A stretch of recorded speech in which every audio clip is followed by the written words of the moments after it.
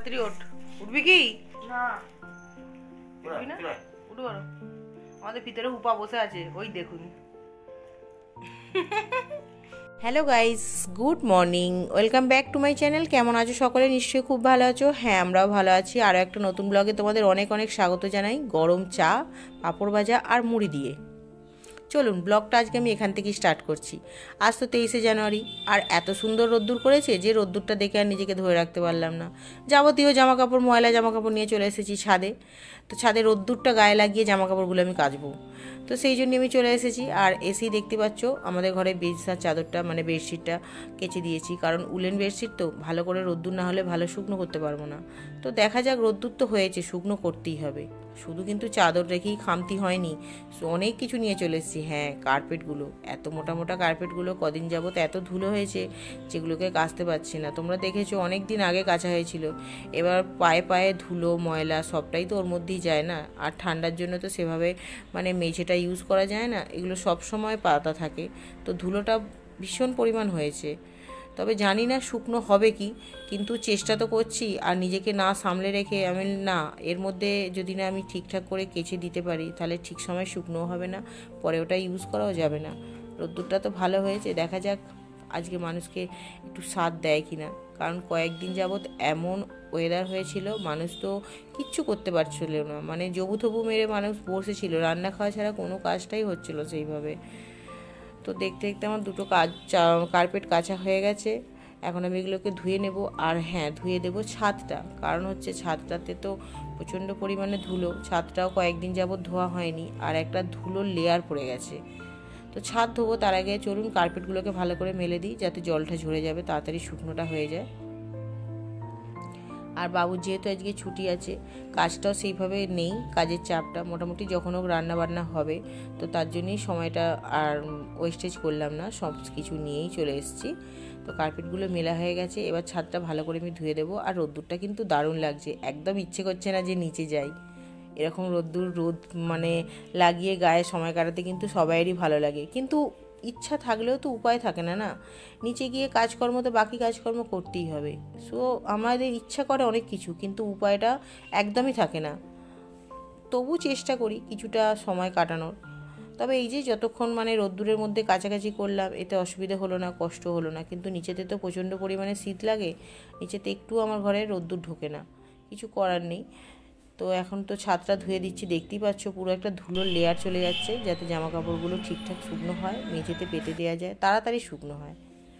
তো নিচে গিয়েছিলাম টিফিন করে, আবার চলে এসেছি ছাদে। মানে ছাদের রোদ্দুরটা ফেলে না যেতে ইচ্ছা করছে না, মনে হচ্ছে নিচে গেলেই শীত করছে। কী আর করা যাবে, যতটা সময় পাচ্ছি ছাদে আসছি। তার কারণ হচ্ছে এগুলোকে আমি উল্টে পাল্টে দিতে এলাম, যাতে তাড়াতাড়ি শুকনোটা হয়ে যায়। তারপর আবার এটা বিছানায় পাততেও হবে, কারণ এইগুলো উলের চাদর তো, আর শীতটাতে উলের চাদরটা বেশ মানে কমফর্ট ফিল হয় বেডশিট মানে বেডের মধ্যে পাতা থাকলে। সকালের কাজকর্ম তো হয়ে গেছে, এখন দেখতে পাচ্ছি অনেক কিছু কেটে নিয়ে চলে এসেছি। হ্যাঁ, করলা, আলু, এখানে আছে ছোট ছোট করে গাজর কুচি, এখানে আছে বিট, আর এখানে আছে ক্যাপসিকাম কুচি, পেঁয়াজটা এখনও কাটা হয়নি, এখানে ছোট ছোট করে বেগুন কুচিয়েছি। তো কী রান্না বান্না হবে তোমরা প্লিজ ভিডিওটা দেখতে থাকো, তাহলেই জানতে পারবে। হ্যাঁ, আমি তো এখানে শাক ভাজবো বলেছি, দেখতেই পাচ্ছ আমি বেগুনটা ভেজে নিয়েছি গুঁড়ো গুঁড়ো করে, ছোটো ছোটো করে, যাতে নরম হয়ে যায়। আর শাকটার সাথে তো আমি যে কড়াই শাক এনেছিল, সেই কড়াই শাকের সাথে, মানে এটা খেসার শাক, কড়াই শাকই আমরা শুনে আসছি, অ্যাকচুয়াল কড়াই শাক তো অনেক রকমের হয়, এটা হচ্ছে খেসার শাক।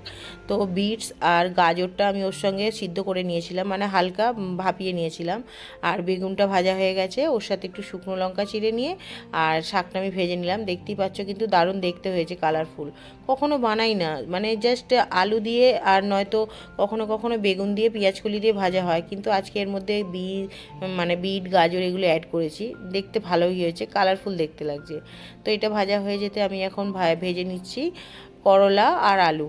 তো করলা আলুটাও ভেজে নেবো, কারণ তোমরা হয়তো ভাবছো এসব এত ভাজাভুজি করছে কেন। হ্যাঁ, আজকে না মানে ভাত খাবার একদম ইচ্ছা নেই, তো বললাম সকালেই যে কালকের বাসি মানে খিচুড়ি খাওয়া হয়েছে, তার জন্য সবাই বললো আজকে এই ঠান্ডায় আর ভাত খাবো না, তুমি রুটি বানাও। তো রুটি খাবার জন্য এইসব প্রিপারেশান হচ্ছে। তো এদিকে করলাটা আমি ভেজে নিয়েছি, এখন ভাজতে দিয়েছি আলু। আলুটা ভাজা হয়ে গেলে করলার সঙ্গে আমি মিক্স করে নেবো। অনেক সময় পেঁয়াজ দিয়ে আমি করলা ভাজি, তবে আজকে আর পেঁয়াজ দিচ্ছি না, এই যে জাস্ট আলু আর করলা দিয়ে একটু ভেজে নিচ্ছি। মানে মাঝে মাঝে তো তেতো খেতে হয়, তাই না? সেই জন্যই এটা করা।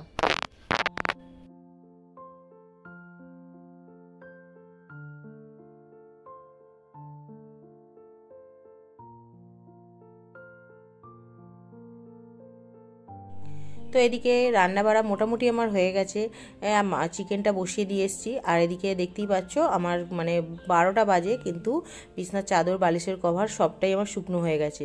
এই জন্যই তাড়াতাড়ি মানে উল্টে পাল্টে আমি দিচ্ছিলাম, যাতে শুকনোটা তাড়াতাড়ি হয়ে যায়। তো এখন তো বিছনার চাদরটা বা বালিশের কভারগুলো লাগাতে হবে, তার জন্য আমি রান্নাটা হচ্ছে, তার মধ্যেই ভাবলাম যে আগে বিছনাটা ক্লিন করে নিই, নাহলে দেখতেও অগোছালো লাগছে, সমস্ত বালিশপত্র এদিক ওদিক হয়ে পড়ে আছে। সকালবেলায় যেখানে বিছনা পরিষ্কার হয়ে যায় সেখানে তো এখনও হয়নি। তো তার জন্যই আমি এগুলো আগে পেতে দিতে এলাম ঠিকঠাক করে, তারপর চানে যাব। তবে চান করতে ভালো লাগছে না, মনে হচ্ছে এত ঠান্ডা কী করে চানটা করব। তবে আজকে রোদ্দুরটা হয়েছে, চান করতে কোনো অসুবিধা হবে না, একটু গিয়ে রোদ্দুরে দাঁড়ালেই শরীর ঠিক হয়ে যাবে, তাই না? মেঘলা থাকলে চান করে যে প্রবলেমটা হয় সেটা তো আর রোদ্দুর থাকলে হয় না। তো চলুন আমি বিছনার চাদরটা ভালো করে চেঞ্জ করে নিই। ওদের অলরেডি চান হয়ে গেছে, বাবা ছেলের, এই যে দেখতে পাচ্ছেন, এর মাঝখানে আপনার দাদা এসে হাজির হয়ে গেছে। বুঝতেই পারিনি যে ক্যামেরাটা অন আছে। গাইস, আজকে আমাদের রান্না হয়েছে, কাল তো ঠান্ডা ঠান্ডা ছিল, খিচুড়ি হয়েছিল, বাসি খিচুড়ি খাওয়া হয়েছে, সেই জন্য আজকে রান্না করেছি। এই যে দেখলেন না, শাক ভাজা, করলা আলু ভাজা, এখানে চিকেন কষা আর পেঁয়াজ কাঁচা লঙ্কা, আর সাথে রুটি। এই যে দেখতে পাচ্ছেন, এদের বাবা আর ছেলে দুজনে দেওয়া হয়েছে। তো চলুন ওরা খেয়ে নিক, আমি চান করি।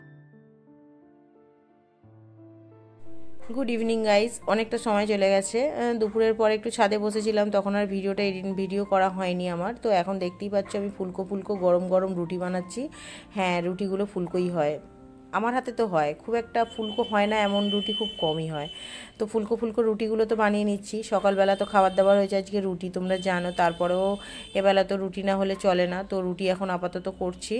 আর এদিকে আমি কড়া বসিয়ে দিয়েছি রুটি হয়ে যেতে, কারণ একটু মানে ভাত করেছি, কিন্তু ভাতটা একটু মিক্স রাইসের মতো, জাস্ট সবজি দিয়ে একটু ভেজে নেব, কারণ ভাতটা